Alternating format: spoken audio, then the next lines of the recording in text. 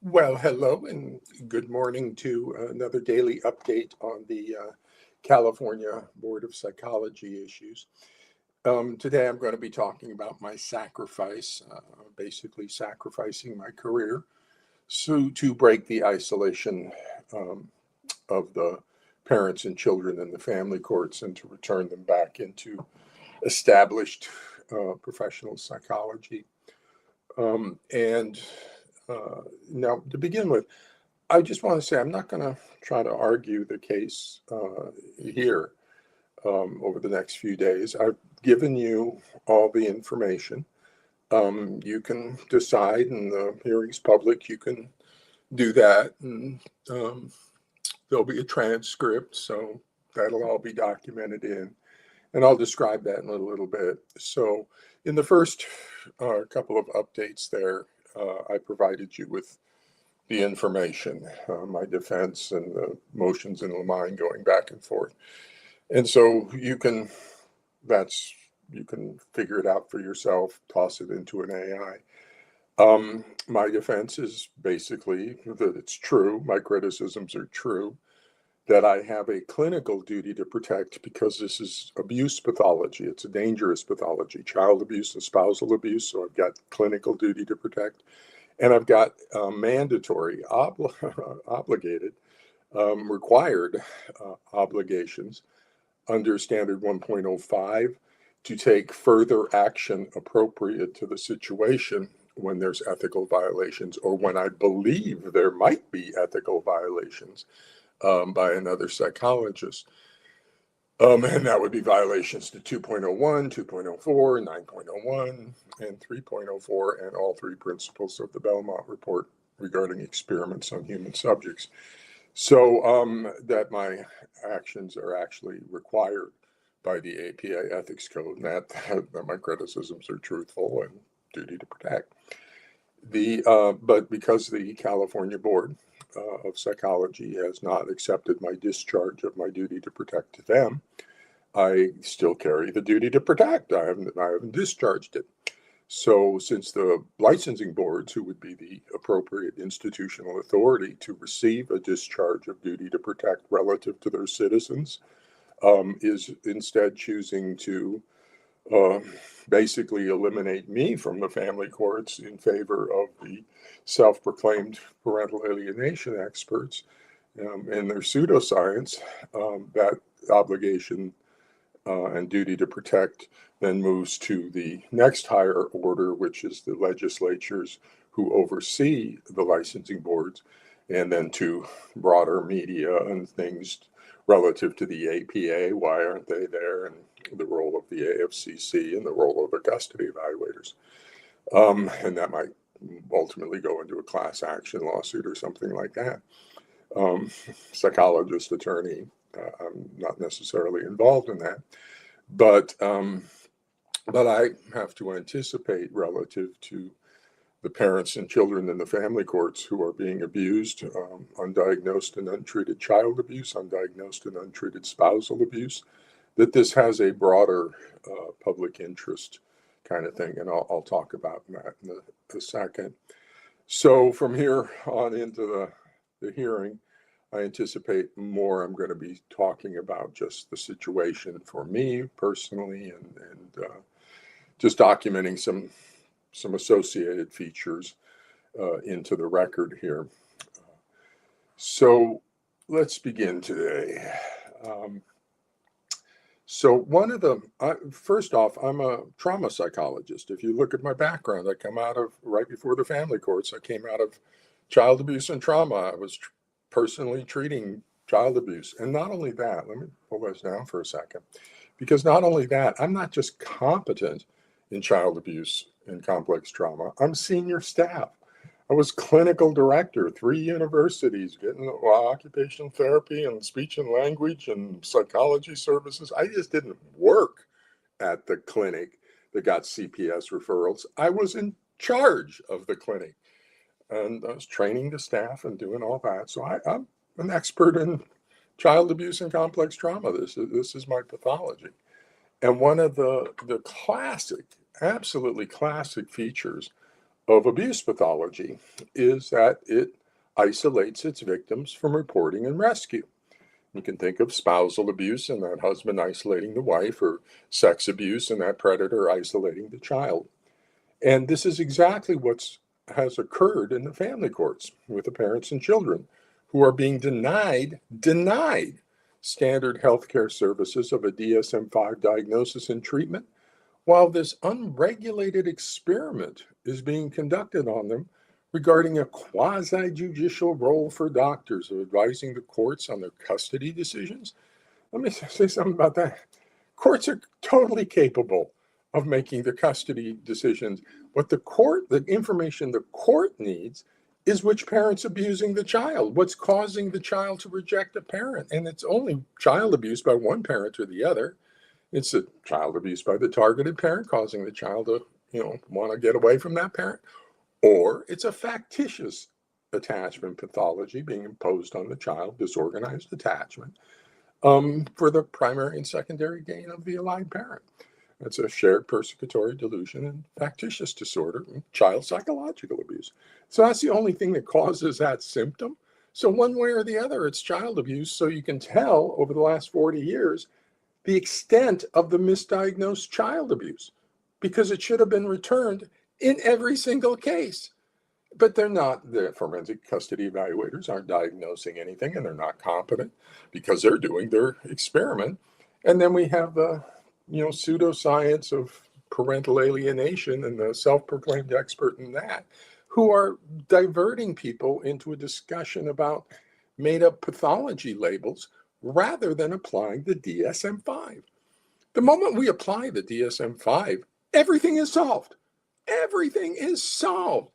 But they simply refuse to do it. The forensic custody evaluators say, nope, not going to do it. The self-proclaimed PAS experts say, nope, not going to do it. And I'll talk about things.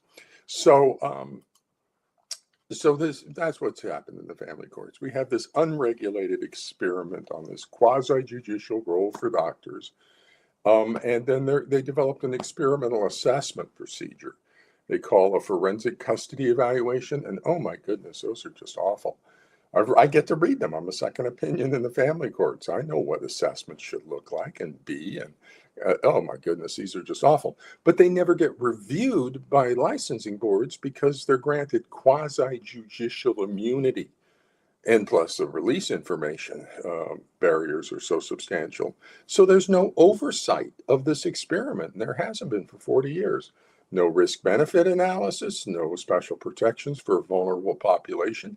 And they are withholding clinical diagnostic services and offering only the courts and parents only their forensic custody evaluation approach. This is so bad. Anyway, so, and it's in violation of all three principles of the Belmont Report. And essentially what we have over here is regulatory capture and institutional capture of the APA and the licensing boards. And that's the primary source for that construct is George Stigler. And there's his article on regulatory capture, his primary article.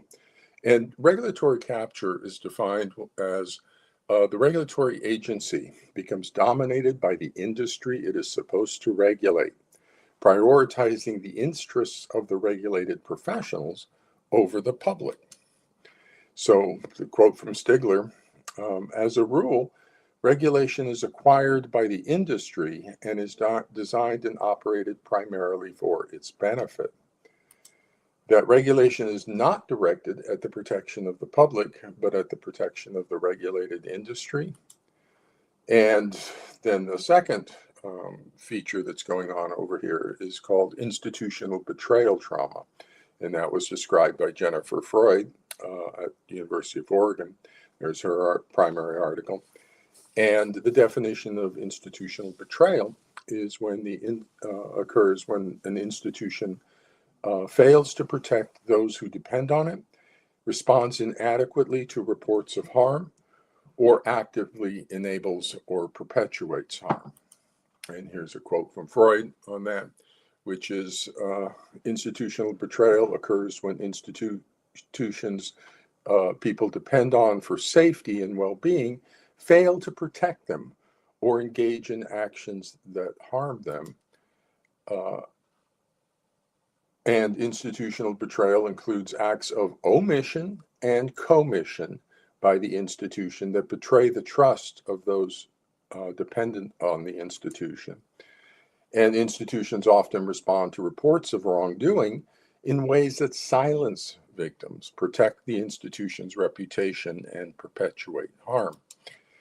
So I want to start this, talk today about documenting, and everybody gets really clear on who I am, because I am not only competent in the relevant domains, I'm expert in the relevant domains. I'm like one of your top tier senior staff experts in the relevant domains of pathology here. And they're trying to get rid of me, get me out of the family courts, because if they sanction me, I'll have to leave the family courts. Cross-examination will say, oh, you've been sanctioned, for, unethical practice. And it's going to support the PAS people. They're going to say, you can't criticize us because if you do, the licensing boards are going to sanction you. And so they're basically getting the licensing boards to validate this pseudoscientific thing that they're coming up, because they can't get the APA, the American Psychiatric Association, totally reviewed it and said, nope, it's not really a thing. So they're trying to do an end run on that by saying it's unethical to criticize us. No, it's not. My criticisms are true, but we'll deal with that at the hearing. But I want to get clear here that I have high-level knowledge of the attachment system, early childhood mental health. That's a subspecialty practice dealing with the attachment system. Plus, I have infant mental health certification. So I know 2 different diagnostic systems, 2 different treatments for attachment. I have 12 years for delusional thought disorders of being trained to 2 of the top experts, the co-authors of the Brief Psychiatric Rating Scale, Doctors Lukoff and Ventura. And I was trained to 90% diagnostic reliability with them for assessing delusional thought disorders and all the psychotic symptoms over 12 consecutive years. I went through this training. And then child abuse and complex trauma, again, a clinical director position. I'm senior staff. I have knowledge of IRBs and Belmont report and what's required for those. Because I was an invited consultant. They OPRR called me and said, hey, would you come back to Washington? We need some input on the internet and research ethics. So I went back there. And then I have community clinical psychology. I was trained in that. I have a master's degree in community psychology, which is the regulatory capture and institutional betrayal trauma and what's going on over here. So let me start by saying there's no such thing as parental alienation. That is a fabricated pathology label. It just doesn't exist. There's no pathology unique to the family courts that requires a unique set of new symptoms. That's just logically incoherent. Plus, it's already in the DSM. So if it's already explained, then it can't be a new form of pathology they're discovering. They're just not applying the DSM-5 and then asserting they're discovering something new. It's like going over and saying to ADHD or something, we've discovered a new behavior problem of overactive behavior syndrome. No, it's in the DSM-5. It's like ADHD. Anyway, so the correct professional term for what is being called parental alienation is child psychological abuse. It's child abuse. And so when you use these euphemisms, you're covering up the fact that it's child abuse. You're covering it up from the court's understanding. You're covering it up from the targeted parent and their attorney so that they can't argue for a protective response from the court. And you're in diagnosis guides treatment. So you're not treating the child abuse. You're treating something else that you think you're discovering. And so, no, use a DSM-5. It's child psychological abuse. Plus, The correct professional term is a shared or induced persecutory delusion. That's DSM-5 297.1, a delusional disorder. It's in the DSM-5. You don't need to get something new in there. Just apply the DSM-5. The correct professional term is also a factitious disorder imposed on the child for primary and secondary gain to the allied parent. That's a DSM-5 diagnosis of 399.19. And then we have the correct professional term is spousal abuse of the targeted parent by the allied parent using the child as a spousal abuse weapon, DSM-5 995.82. So it's already in the DSM-5, and it's been there for 40 years. In the DSM-4, it was actually there. It was a shared psychotic disorder. That's a shared persecutory delusion. I'll talk about that in future, daily updates. I'll give you the criteria for a shared persecutory delusion from the DSM-4. It matches like a glove. So they just didn't apply the DSM for 40 years. Meanwhile, they're fighting as to whether parental alienation is a real thing. No, it's not. Apply the DSM-5. It's already in there. It's insane. So one of the things about this, look at me, old guy. I'm 70 years old. This March I turned 71. Now, from family history of my father and my two older brothers, I'm anticipating death at around 74 plus or minus 2 years. So let me just say something about that, because it's part of life. It's what we do. But I had my father and one older brother both died of strokes and heart attacks. I've already had a stroke. It dropped me to the floor. Half my side was disabled. That's why I walk with a cane, is because I'm a little unsteady in my balance from the previous stroke I've had. And my father and brother have both died from strokes. My other brother died from complications of Parkinson's, and that's on my mom's side. Her grandmother had the Parkinson's.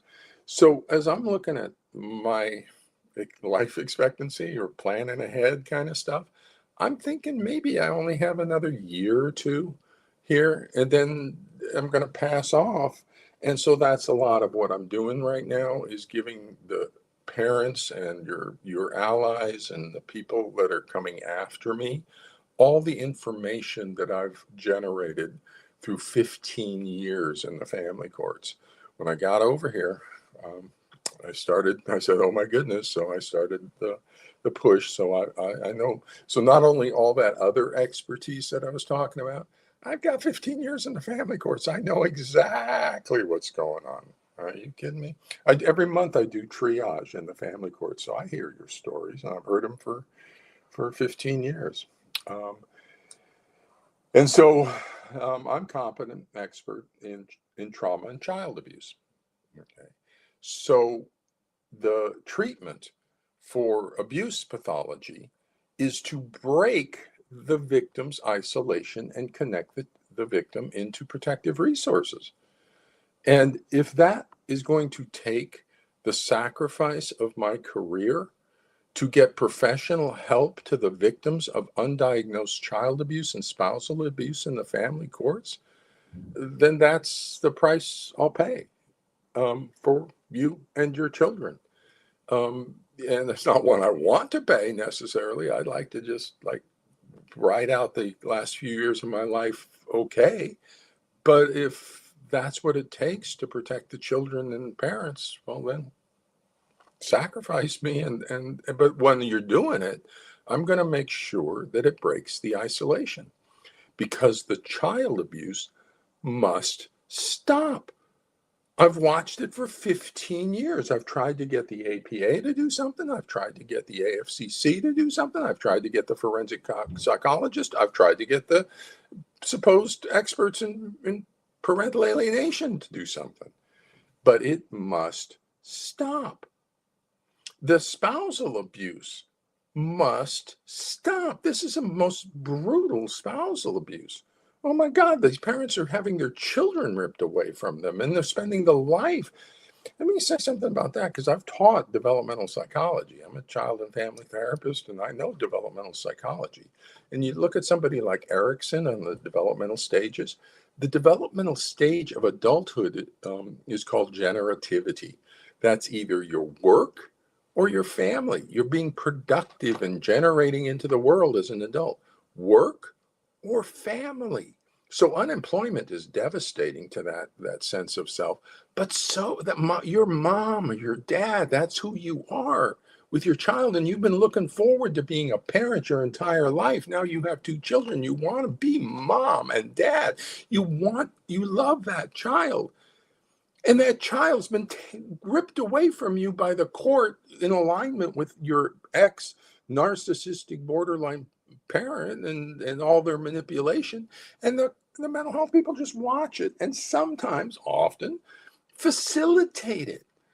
The child being ripped away. And you are forced, as a parent, you are forced to watch your beloved child twisted into this angry, fearful, just somebody you don't recognize, not a healthy child, not the child you wanted.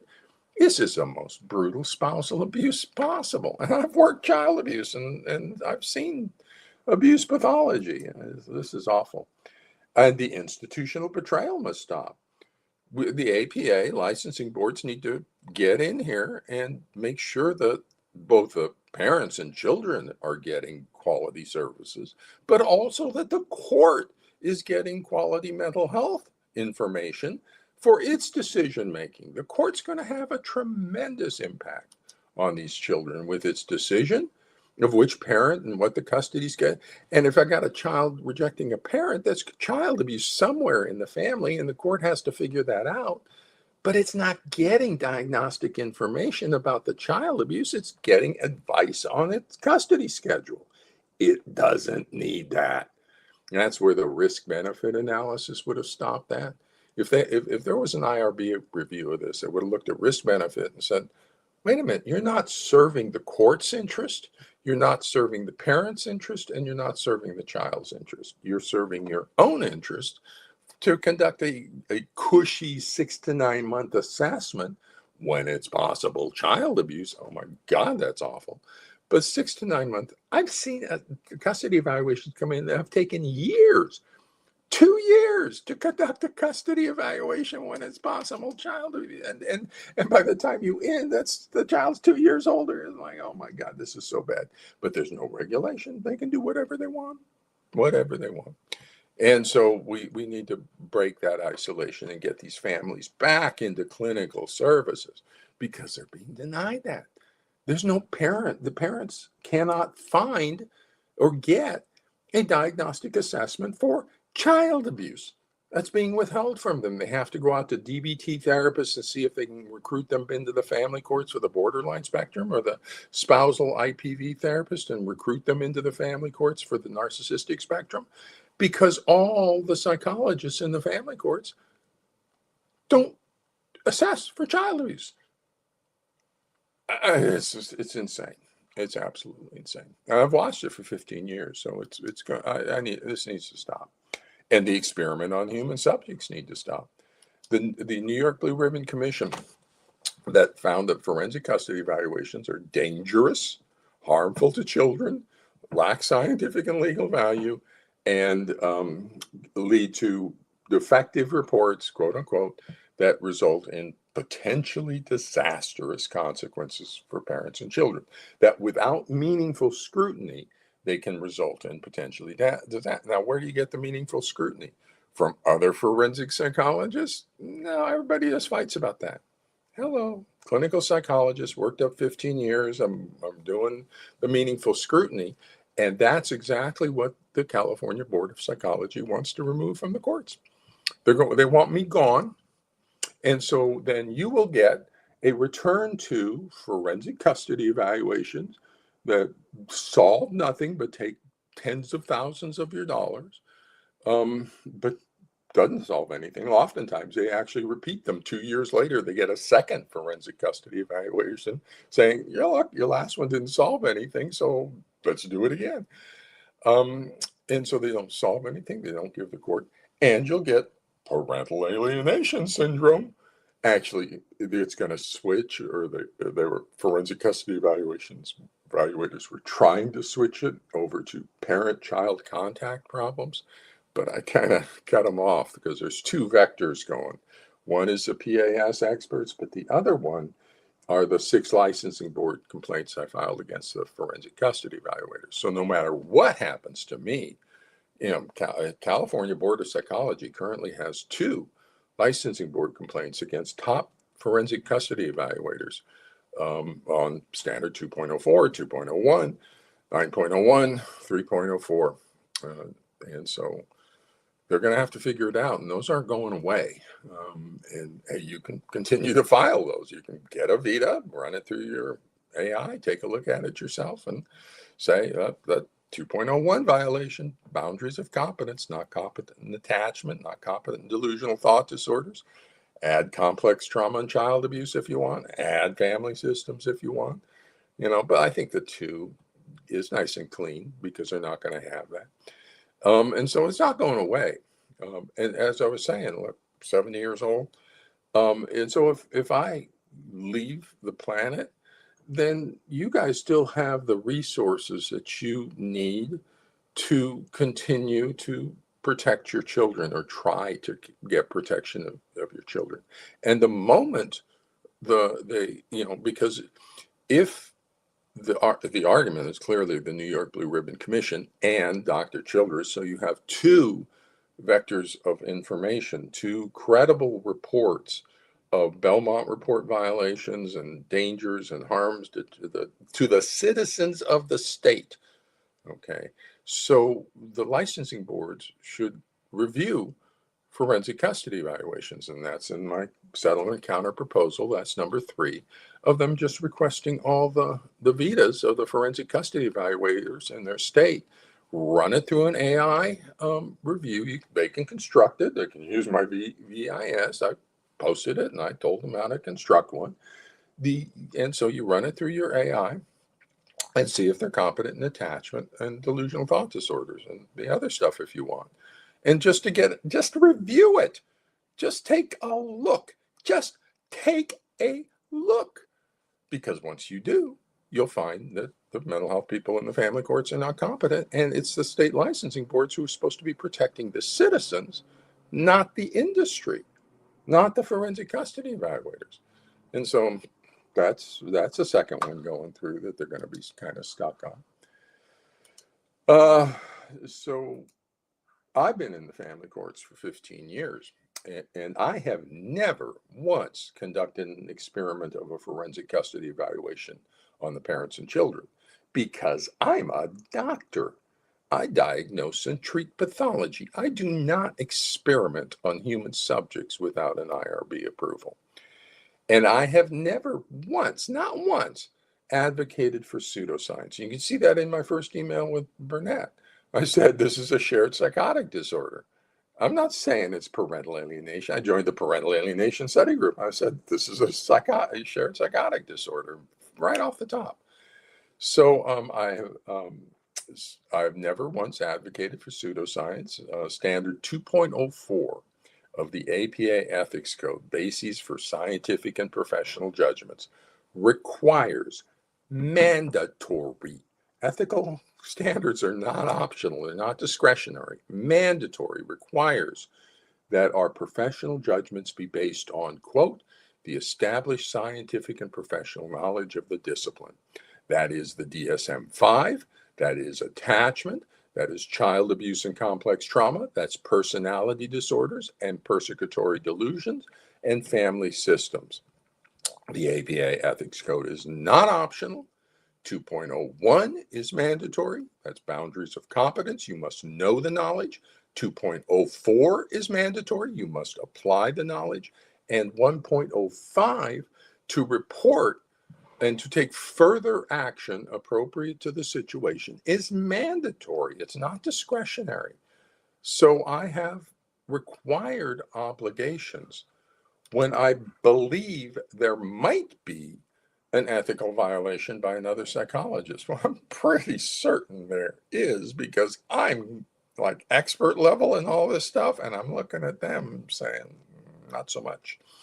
So that's mandatory. And yet when I fulfill that obligation and take further action about criticizing this pseudoscience, a licensing board wants to get me out of the family courts.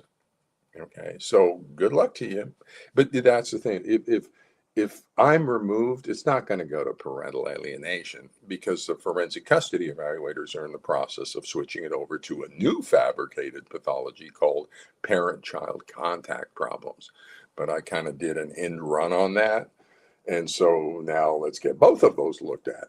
Resist refuse dynamic is the other one they're kind of tossing into the mix of fabricated pathologies rather than apply the DSM-5. And that's what needs to happen. We need to use the DSM-5 because if we do, the exact moment we start applying the DSM-5 to the pathology in the family courts, the problems in the family courts are solved immediately. Try it. Try it. I dare you. I dare you. Try it and see what happens. Because you know what's going to happen? Your problems are going to be solved immediately. You're going to diagnose a delusional disorder because there's criteria for that. You're going to diagnose a factitious disorder because there's criteria for that. And both those land on child psychological abuse. And both of them are going to be present. It's not like one or the other. It's going to be a shared delusion that's creating the factitious attachment pathology. It's a thing into itself. And you're going to look and you're going to see borderline spectrum on one side. You're going to see narcissistic as the other variant. And it's the dark personalities, dark triad, dark tetrad, and vulnerable dark triad. They're all subclinical. And so try it. But when I offer that for 15 years, I'm saying use the DSM. You know what the mental health people say? No. They just say no. They're not going to apply it. And I get parents, and when parents used to do that in 2017 or 2018, I was pushing parents to go and say, apply, get a checklist. I have this little checklist and ask them to do. The therapists and the forensic custody evaluators would not only say no, they would retaliate. They'd use their positions of authority with the court to retaliate like that parent's uncooperative because you're exposing their ignorance. That's a narcissistic injury. And so I had to stop telling parents to seek the DSM. I'm back to doing that. But for a while, I had to stop telling them because the mental health people, the forensic psychologists, would retaliate against the patient if the patient challenged their competence. It's so bad. And the moment you apply the DSM-5, then I'm going to be totally validated in everything I say because it's been misdiagnosed for 40 years. You're going to start diagnosing the child abuse because that's what it is, one way or the other. That's the only thing that produces a symptom. And that's going to be clear then that you didn't diagnose it for 40 years. And the moment you stop the forensic custody evaluations to review those, because you got 2 reports coming in that they're dangerous. And so the moment you say, well, okay, let's take a look and see what's going on with this, and you stop that practice, the whole mental health system in the family courts just falls apart, and you have no mental health services in the family courts because that was the only thing you were giving them was a forensic custody event. So it's going to be such a mess. And here I am, the expert in all the pathologies, and they don't care. They're gonna go, why aren't they working with me to protect the citizens of their state? Now, you think this is in California? No, it's your licensing boards too. It's all 50 states. So if this ever moves into a class action, it's going to be on 50 state licensing board. And the moment one pulls the forensic custody evaluations, that's going to look really bad for the other ones in a class. And so it's going to be quite something. And so if I'm going to sacrifice my career, we're going to break these families out of their isolation. We're going to get them back to clinical services. We're going to start protecting children, even if it's after I'm dead. But it's going to happen because it needs to happen. This is child abuse. This is spousal abuse, and it needs to stop. So, abuse pathology isolates its victims from reporting and rescue. The treatment for abuse pathology is to break the isolation and connect the victims to protective resources. This is institutional capture, regulatory capture, institutional betrayal trauma. The treatment, look, trauma psychologist The treatment for institutional betrayal trauma is called institutional courage. It requires the institutions to acknowledge what they did, and so it takes the blame off of the now adult children and off of the parents. You did nothing wrong. That's what we always say going in with a child abuse victim. That's the first thing we say to them is you did nothing wrong. It's not your fault. Bad people did bad things to you. We're going to make it stop. Okay, that's the first thing we say. And that's what the institutions need to say as they outreach, and they need to outreach to the institutional victims of institutional betrayal trauma over the last 40 years and say, our bad. Okay, it wasn't you. It wasn't something about you, the targeted parent. You did the right things. You fought as well you could. You depleted your financial resources. You did everything you could. It's not your fault. You did nothing wrong. Bad people did bad things to you, and we're going to make it stop. And for the now adult children who have come out of this and they're now in their 20s, 30s, 40s even, who are trying to figure things out and who believe it was them. Either they believe that this normal parent who loved them very dearly didn't love them, or they believe that they betrayed them and it's their fault because now they get some insight into that and they go, oh my goodness, I was captured by the pathological parent. Now their guilt is off, and if they don't know their identity and they may be working it out when they're new families, they may have mommy issues or daddy issues from all of this. So we need to get out there to them and help them understand it's not your fault. As now adult children, it was not your fault. You did nothing wrong. The people who should have protected you, the mental health people, didn't. We failed. And so, and even the allied parent, they're damaged. They were damaged by their childhood.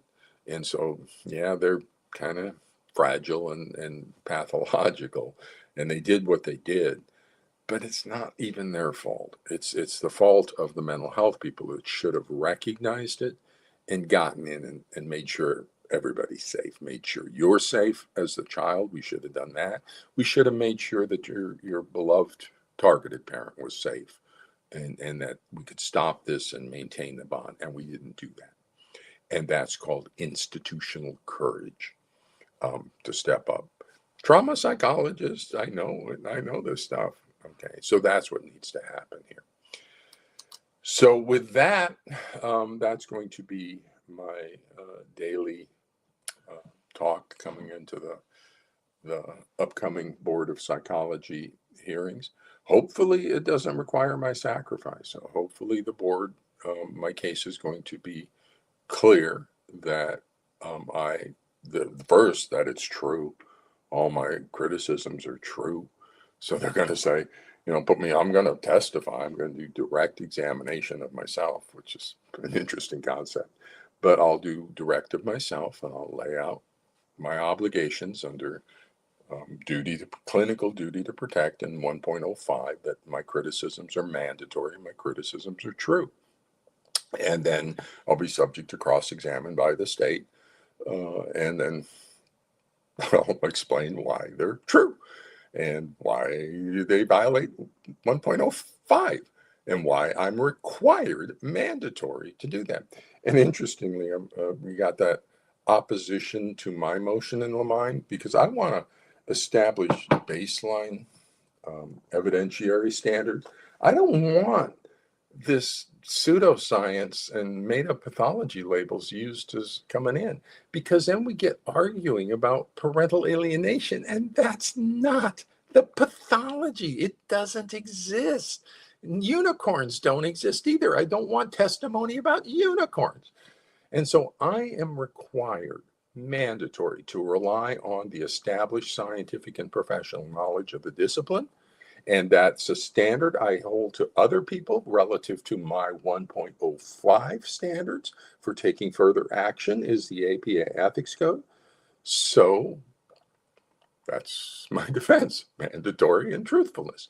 Now, the opposition from the state is arguing, and you can upload it. That's provided. You can upload it. The aides for the state legislators can upload it. Other attorney, everybody can upload it and see what they're arguing. That they are arguing that the APA ethics code is not relevant, that the DSM-5 is not relevant when that's the basis for 2.04, and they're arguing that the truth is not relevant. And I'm not a lawyer, but when I put that through my AI, the AI just goes, not so much. That's a due process thing. The truth is always a defense. So if they get their motion, I said, well, it sounds like we might have grounds for appeal. And the AI said, yeah, First Amendment, free speech, if it's true, it's true. But then there's all sorts of, I am allowed to present the defense of that I'm required by the AP Ethics Code, and what I'm saying is true. And if you take that away, that's a due process violation. So then I can appeal it, and that's going to extend everything out for 6 to 18 months. And so we might have even further, we can bring in legislators, and we can bring in, class action lawyers and stuff, and looking at what's going on. You're the ones, it's your kids, it's your life.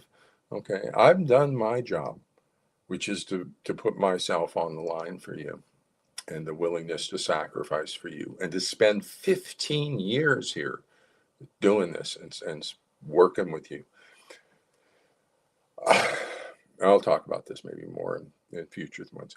But when I first arrived here 15 years ago, and you can look at my vita, I never wanted to work in the family courts. I have early childhood mental health. That's not relevant in the family courts other than the attachment pathology. I want to be working with the wee ones, the little 5-year-olds and stuff. And, autism spectrum and attachment pathology going on 0 to 5, parenting issues and all that kind of stuff. I've also got ADHD. I'd like to get back to that. But when I got here and saw what's going on, because I know the pathology, I know attachment delusions, and I see all this, I go, I can't leave you. I can't leave you and your children, because if I do, there's nobody that's ever going to come. And so I stayed with you for 15 years, and I tried to do what I could. I was hoping we could get systems change just from my efforts. But obviously, I went petition to the APA, 19,000 parents. Totally ignored it. The APA totally ignored it. And we can't get into the licensing boards because they give quasi-judicial immunity. So there's no reporting to the licensing boards. But then what I've done is the forensic custody evaluators, because they're the real ones. The PAS experts are a sideshow. But the forensic custody evaluators is building my stature in the family courts and getting in a position where I can review their reports, because I'm the only one. They don't go in the licensing board. So I got into the legal system on the evidentiary track. And so they allow evidentiary challenge of the reports. So I get to read the reports and provide a second opinion. So that was my way of offering protection to you parents and children from their defective reports that are going to result in disastrous consequences. So now if the California Board of Psychology removes me from the family courts, you're not going to get any meaningful scrutiny. And guess what? You're going to have, not potentially, you're going to have actual disastrous consequences from parents and children. But it seems like the licensing board doesn't really care about that. It doesn't really care about the harm being done to its citizens. It cares about the reputational harm to the self-proclaimed PAS experts after 40 years of failure. We've had PAS for 40 years. This is not something new. Look at me, old guy. Bill Burnett, Dr. Burnett, he graduated medical school in 1968. I graduated high school in 1972. 4 years after he graduated medical school, I graduated high school. So he's the same as me. He's going to leave. Amy Baker's going to leave. And all these, Lorandos is going to leave. All these 40-year experts in this made-up pathology label are all going to leave as the generation leaves. Who's going to follow them? Do you think the people that are going to follow are going to be, let's do parental alienation from the 1980s with Gardner? Or do you think they're going to apply the attachment, knowledge of BoP and Tronic and Lyons Ruth? Do you think they're going to apply family systems of Mnuchin and Bowen and Haley and complex trauma of Vanderkook and personality disorders of Linehan and Milan? Who do you think they're going to apply? The established knowledge, or do you think they're going to go back? The next generation coming through is going to apply the established knowledge. Okay, and so that we're in a transitional period here, and the moment it transitions, everything I say is true, and the things are inverted, institutional capture. So with that, I'm going to head off to the tasks of my day, and we will talk with you tomorrow. Take care. Bye-bye.